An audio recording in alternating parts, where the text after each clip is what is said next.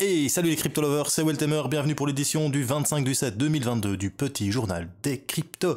Alors, on se dirige sur CoinMarketCap, et sur CoinMarketCap, qu'est-ce que tu vois? Market cap global, 1005 milliards de dollars. On a perdu 3,82% rien qu'en une journée. Et oui, le roi Bitcoin a failli à sa tâche.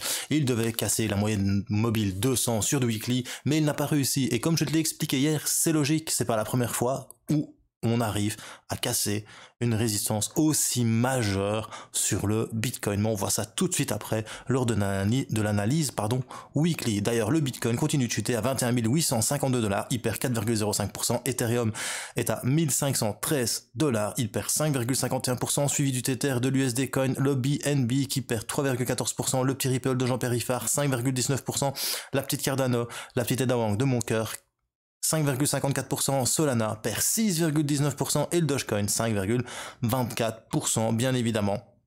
Une fois que le roi Bitcoin décide de chuter, les altcoins sont emportés. Allez, c'est parti, générique.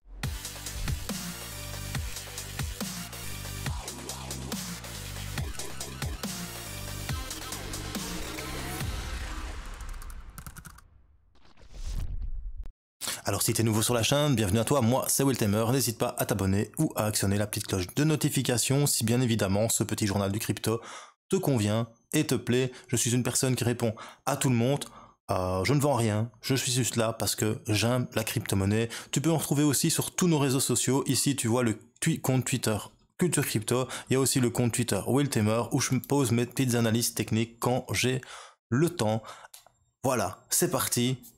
C'est parti pour l'analyse technique et on se dirige sur le Bitcoin en weekly sur Bitfinex parce que oui, tu sais bien, moi je trade sur Bitfinex. Alors, qu'est-ce qu'on voit sur notre cher Bitcoin en weekly? Mais c'est pas compliqué, je vous l'ai expliqué hier. Je vous ai dit que cette ligne rouge, ce qu'on appelle la moyenne mobile 200 périodes, est capitale pour le Bitcoin. Preuve en est. Hop, on revient ici. On va fermer là, ça a meilleure vision. C'est elle qui nous a permis de rebondir en mars 2020 après la grosse chute du Covid et où j'ai tout perdu. Et on a remonté juste après pendant plusieurs mois. Badaboum, je vais même te montrer. Hein. Hop, voilà. Jusqu'au all-time high, on a fait un 1558%. Après, juste avant, nous avions eu aussi un rebond sur la moyenne mobile 200, ici. Et juste après, on a fait un 316%, où on a fait le all-time high, la TH de 2019. Donc ici, il faut comprendre que la moyenne mobile 200 périodes, c'est pas rien. C'est un peu le mur de Berlin, si tu veux. Le mur de Berlin, il y a beaucoup de personnes à l'époque qui ont essayé de le passer. Et il a fallu du temps pour réussir à le passer. Tu vois, parce qu'il marque une frontière. Cette moyenne mobile 200, elle marque la frontière entre le bearish et le bullish. Ça, c'est mon avis, en weekly en tout cas. Donc tu vois vraiment que on a fait ce qu'on appelle un fake out. Donc il y a le breakout. Alors le breakout, je t'en ai déjà parlé, mais je vais te remontrer ce que c'est. Hein, donc le trading, c'est beaucoup de termes, mais c'est important de comprendre que... Voilà. Alors, un breakout... On va faire ça comme ça, on va faire ça différemment. Hop, on va prendre ceci. On fait un triangle. Voilà. Ok. Un breakout, en fait, c'est lorsque le cours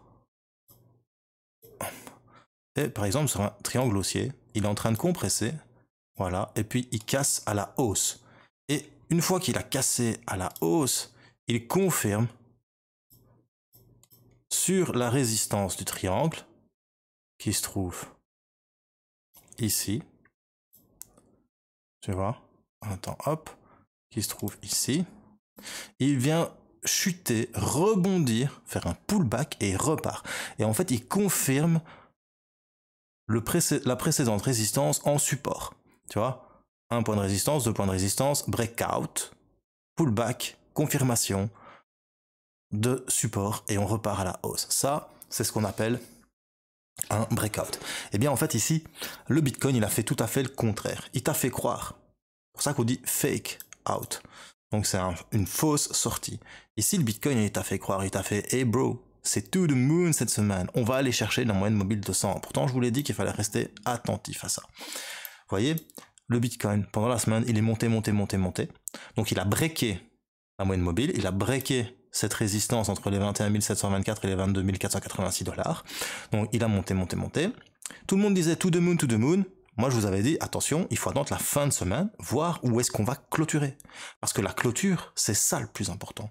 Quand tu travailles sur une unité de temps, donc sur une UT, les UT, c'est quoi? C'est 1 minute, 5 minutes, 15 minutes, 30 minutes, 1 heure, 2 heures, 4 heures, daily, weekly, monthly, annuel, tout ça, c'est des unités de temps. Eh bien, il faut toujours attendre la clôture de cette unité de temps pour confirmer ou infirmer le breakout, la cassure, ou autre chose. Et ici, en fait, on a fait un fake out. Le Bitcoin t'a fait croire qu'il allait casser la moyenne mobile 200 et ouvrir au-dessus. Malheureusement, hier, le Bitcoin a ouvert sous la moyenne mobile et la réaction a été directe. Et c'est toujours comme ça que ça se passe. Quand les acheteurs perdent face aux vendeurs, les vendeurs prennent la main. Ici, les acheteurs, tu te dis, oui, il y a une grosse bougie, ils ont forcément gagné contre les vendeurs. Non. Parce que le but des acheteurs, c'est de la psychologie, encore le trading, c'était de passer cette ligne rouge. C'était absolument nécessaire de passer cette ligne rouge. Donc ils ont essayé et ils n'ont pas réussi. Conclusion, les vendeurs, ils se sont dit, c'est bon, on a pris l'ascendant sur les acheteurs. Du coup, c'est à nous que cette semaine appartient. On va voir ce qui va se passer pendant la semaine, et là on va analyser ça un peu plus en daily. Maintenant, c'est pas dramatique en soi, parce qu'il faut comprendre que lorsqu'on essaie de casser une résistance ou un support, on ne le casse pas du premier coup. Je vous l'ai expliqué hier, on ne le casse jamais du premier coup. On fait plusieurs tentatives, et ça je vais vous le montrer comme ça, mais plus sur le daily. Regarde un petit peu ici sur le daily. On a cette zone ici de résistance que je vous avais mis entre 21 724 et 22 400. 86 ou 56, 86. Tu vois qu'on a essayé une fois, une deuxième fois, une troisième fois, et c'est seulement à la quatrième fois qu'on a réussi à breaker. C'est ça qui est important. C'est jamais à la première fois. Quand tu as un rencard, c'est jamais à la première fois que tu conclus jusqu'au bout. En tout cas pour ceux de ma génération qui sont nés en 82. Enfin, à l'époque, quand tu avais 16 ans, maintenant c'est encore différent, tout a changé, mais je veux dire, la conclusion, c'est jamais du premier coup. T'es pas Ronaldo. T'es pas Messi. T'es quelqu'un de normal. Et quelqu'un de normal, il faut qu'il s'entraîne pour réussir. Eh ben, le cours du Bitcoin, tu dois voir ça comme ça. Il s'entraîne. Là, il s'est entraîné une première fois à essayer de casser la moyenne mobile 200. Il a raté. Conclusion, il est un peu dégoûté. Et comme il est un peu dégoûté, ben, c'est les vendeurs qui reprennent la main. Tout simplement. C'est pas compliqué. Et on peut revenir chercher cette zone, ici, de support entre 18 926 $ et 19 212 $. Je peux même te dire qu'on peut même peut-être venir chercher le plus bas qu'on a eu juste avant. Hop, ça je l'enlève, ici, à 17 596 $. C'est pas impossible. Je dis pas que ça va arriver, mais c'est pas impossible. Pas du tout impossible. Et pour ça, on va analyser en daily ce qui se passe. Alors sur le daily, ce qui est plutôt sympathique, c'est que tu vois, tu as eu la moyenne mobile 50 qui a tenu bon. Malheureusement aujourd'hui, la moyenne mobile 50, elle tient pas bon. En plus, pour le moment, on est en train de casser ce fameux support qu'on a essayé ici de créer, mais on n'a pas réussi à le créer. Donc tu vois, on est sorti, on a voulu faire un pullback, repartir, et on n'a pas fait un pullback, on est re-rentré dans le support. Conclusion, on est en train de le casser. Si on le casse et que la moyenne mobile 25 période ici ne tient pas le coup, on va directement, ou pas, il y a une chance en tout cas qu'on vienne chercher ici, pendant la semaine, donc on est le 25, ce sera jusqu'au 30, jusqu'au 31, on va faire ça. Donc on va voir un petit peu 31, si on est là, fin de semaine, je sauve, et je pense que c'est plausible, tu vois. Je pense que c'est plausible, surtout qu'en plus sur du daily, tu vois qu'on a cassé la tendance haussière qu'il y avait sur du court terme, tu vois qu'ici, on a cassé la tendance haussière, voilà. Là, du coup, c'est un petit peu compliqué. Alors, si on va chercher la tendance haussière sur du daily, eh bien, tu regardes un petit peu le précédent plus bas, il est là. Tout simplement. Maintenant, il y a aussi celui-ci qui est intéressant, ou celui-là, voilà. Celui-ci, on pourrait voir en premier les 20 763 $. Maintenant, tu as la moyenne mobile 25, qui est là aussi, sur du daily, qui pourrait sauver les miches de ta cousine, voilà, ici à 21 152 $. Maintenant, quand tu vois le MACD, tu vois que le MACD, ça fait 5 jours qu'il perd ses histogrammes. Malheureusement, il est dans la zone positive et négative, donc c'est un peu compliqué. Tu as le signal qui est dans le positif, mais le MACD qui est dans le négatif. Donc on pourrait avoir un signal qui rechute, qui recroise en dead cross ici le MACD. Donc, si tu as ton signal qui redescend assez violemment et que tu as ton MACD qui fait ça, on peut revenir chercher quelque chose comme ça. Donc tu vois, on peut exactement faire la même chose qu'on a fait ici. Tu vois, 20 juin, hop, tu regardes un petit peu sur le 20 juin, chut, tac tac, tu vois que ben voilà, sur le 20 juin, on est venu chuter ici du coup, à partir de là, on est venu chuter. Pardon, c'est pas 20 juin, c'est 25 juin et je suis en juillet, voilà, tu vois. On était ici, tu vois, quand tu as eu le dead cross ici, après ça a chuté. Donc, sur du daily, c'est pas folichon. Sur du daily, c'est une petite claque. Maintenant, quand tu vois ces bougies-là, c'est bon, quoi. Aujourd'hui, t'as perdu 3%, bro. Faut pas pleurer non plus, quoi. Tu vois ce que je veux dire? Ça va. Ça va. Moi, je m'y attendais un petit peu. Je vous l'ai dit hier que ça m'étonnerait qu'on arrive à casser la moyenne mobile 200 périodes directement. On l'a pas fait. C'est pas grave. Maintenant, on se met une box là et on va en mettre une deuxième. Voilà. Et on met aussi une petite deuxième box quelque part ici. Voilà, c'est plusieurs target. Je dis pas qu'on va y arriver parce que c'est compliqué la conjoncture dans laquelle on se trouve. Il y a aussi tout ce qui est macroéconomique. Maintenant, perso, moi c'est le graphe que vous savez bien. Moi je vise le graphe. Le graphe, qu'est-ce qu'il me dit? Il me dit qu'on fait des hauts de plus en plus bas et surtout on a fait un bas plus bas que le précédent qui était plus bas que le précédent. Tu vois? Maintenant, si ce bas-là tient le coup aussi, tu vois? Chut. Voilà, ici, à 21 488, ça peut être bien. Ça peut être bien. On fait pas un bas plus bas que celui-là. Voilà. Mais pour le moment, en tout cas, on fait des hauts plus bas que les précédents. Comment est-ce que tu vois ça? Tu vois qu'ici, on a fait... Tu vois, ici, mieux dire. Voilà. Lui, il est plus haut que lui, qui est plus haut que lui, qui est plus haut que lui. Lui, il est plus haut que lui, il est plus haut que lui, qui est plus haut que lui. Ah, par contre, lui, il est plus bas que lui. Et lui, il est plus bas que lui. Et lui, il est plus bas que lui. Et lui, il est plus bas que lui. Donc, tu vois, là, t'as un canal haussier, là, t'as un canal baissier. Alors, est-ce qu'on fait un retracement ou est-ce qu'on fait un retournement? C'est là, c'est là que c'est important. Est-ce qu'on va faire un retracement ou un retournement de tendance? Là, tu peux utiliser ton Fibonacci. Tu prends ton Fibo. Hop. Tu te mets sur le plus bas, tu vas vers le plus haut et tu regardes où on se retrouve. Pour l'instant, ça fait beaucoup de choses, attendez. Hop. Voilà. On met Fibonacci, Fibonacci, Fibonacci. Donc Fibonacci, pour le moment, on vient de percer les 38,20. Ça pue un peu du cul. Perso, je pense qu'on va venir chercher le Golden Pocket qui est situé entre le 61,8 et le 65%.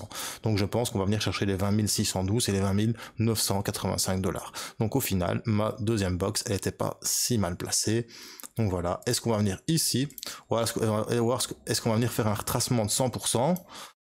Ce qui m'étonnerait quand même faire un retracement de 100%. Ou alors est-ce qu'on va revenir faire un retracement ici des 78 60 et des 78 60 et des 80% de Fibonacci. Donc voilà, il y a plusieurs choses. Est-ce que les 50 vont tenir? Ça aussi c'est important. Donc voilà, le Fibonacci ça te donne un petit peu les résistances suivantes et les supports suivants. Ici, pour l'instant, comme on est en chute, c'est les supports. Pour l'instant, c'est le 50% de Fibo qui doit tenir. Si le Fibo de 50% ne tient pas, on va peut-être venir chercher les 61,8, 65% qui s'appelle le Golden Pocket. Si on vient chercher le Golden Pocket et que ça repart à la hausse, ça c'est plaisir. Par contre, si ça repart pas à la hausse, il y a de fortes chances qu'on va chercher les 78,6 et ou les 80% de Fibo. Et si les 78,6, 80% de Fibo ne tiennent pas le coup, on viendra refaire un one-to-one. Donc un one-to-one, qu'est-ce que c'est? Un one-to-one, c'est qu'on part de 0, on va à 100% et on revient à 100%. Donc c'est 1, 2, 1. C'est de 1 à 1, tout simplement. Et là, on viendrait se remettre sur le 100%, on réintégrerait le range et on pourrait repartir peut-être. Mais je pense quand même, enfin voilà, c'est compliqué de savoir ce qui va se passer, mais je pense qu'on va venir chercher déjà les 61,8 de Fibonacci. Reste à voir ce qui va se passer, surtout avec le MACD, dans quelle conjoncture il va se placer. Alors on a toujours ce biseau d'écartement, vous voyez, sur le RSI. Donc au final, quand tu prolonges les sommets ici, c'est tout à fait logique ce qui se passe. Maintenant, ce qui serait bien, c'est qu'on vienne chercher le bas du biseau d'écartement sur le RSI. Attends, hop, on va faire ça. Tu vois, là, j'invente rien. Hop, tu fais ça. Tu vois vraiment que, voilà, c'est assez précis. Bon, maintenant, bien évidemment, on a fait un nouveau haut, mais tu vois, ça tient le coup, ça tient la route avec ça ici. Donc, est-ce que ce biseau d'écartement, on va venir chercher un plus bas ici sur le RSI, ce qui va nous permettre au cours de venir chercher ces fameuses zones de FIBA. On verra bien sur la semaine ce qui va se passer. Donc voilà, sur Bitfinex, je vais le sauver. De toute façon, quand je trade, j'analyse sur Bitfinex directement. Je n'analyse pas sur TradingView.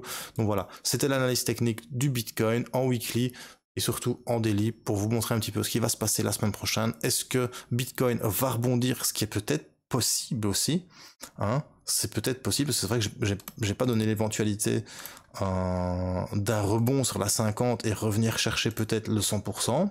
Ça, c'est plausible aussi. Faut voir un petit peu la clôture aujourd'hui. Donc maintenant, ça va être jour par jour. Si cette clôture est au-dessus des 50 et que demain, tu vois que c'est vert et que ça repart à la hausse, il y a peut-être une possibilité. Ça peut peut-être arriver. Mais bon, voilà, perso, je n'y crois pas. Vu que en weekly, on n'a pas réussi, on n'a pas été capable de reprendre la moyenne mobile 200. Je pense qu'il faudrait une petite respiration sur le Bitcoin. Cette respiration, ce serait bien qu'on vienne au moins toucher ce précédent plus haut ici. Et on l'a fait en fait, je viens seulement de le voir. Ou alors venir réintégrer le range, hein, ici à 21 046, rebondir sur les 21 046, tu vois, et faire respirer le cours. Ce serait vraiment sympa. Maintenant, sur le wiki, ce que j'ai oublié de vous parler, c'est qu'on a quand même fait un histo ici plus petit que le précédent. Donc le signal et le MACD sont toujours en train de se rapprocher. Ça ne veut pas dire que ça peut pas chuter un petit peu, tu vois. C'est ça qui est important de comprendre. Ça ne veut pas dire que ça ne peut pas chuter un petit peu. D'accord? On a quand même le RSI qui est sorti de sa zone de survente. Donc voilà. À surveiller sur le weekly. Perso, je pense que semaine prochaine, enfin fin de semaine, on sera peut-être un peu plus bas. Ou alors, je me serais trompé, on aura testé une deuxième fois la moyenne mobile 200, et peut-être qu'on réouvrira semaine prochaine au-dessus de la moyenne mobile 200. C'est assez compliqué, parce que voilà, c'est la première fois qu'on est en dessous de la moyenne mobile 200 autant de temps. Donc c'est complexe pour moi de pouvoir vous analyser ça, surtout que moi je base mes analyses techniques sur le passé, et je ne prédis pas l'avenir, j'essaie de déduire les probabilités que quelque chose arrive. Donc voilà, c'était Weltemer pour le petit journal du crypto. Si t'as bien aimé, tu mets un petit pouce bleu. Si t'as pas aimé, tu mets un petit pouce rouge. Bienvenue à tous les nouveaux abonnés. On est en train de petit à petit, parce qu'on est en bear market, de reprendre des nouveaux abonnés. Ça fait super plaisir. N'hésitez pas à me dire un petit salut en commentaire. Je réponds à tout le monde. J'ai un peu de commentaires en retard, mais bon voilà, j'ai un taf compliqué. Je suis directeur d'un supermarché. Donc voilà, je réponds à tout le monde. C'est important. Et surtout, bro, t'oublie pas, même si ça chute, choose life, choose freedom, et choose Bitcoin. Peace, mon bro.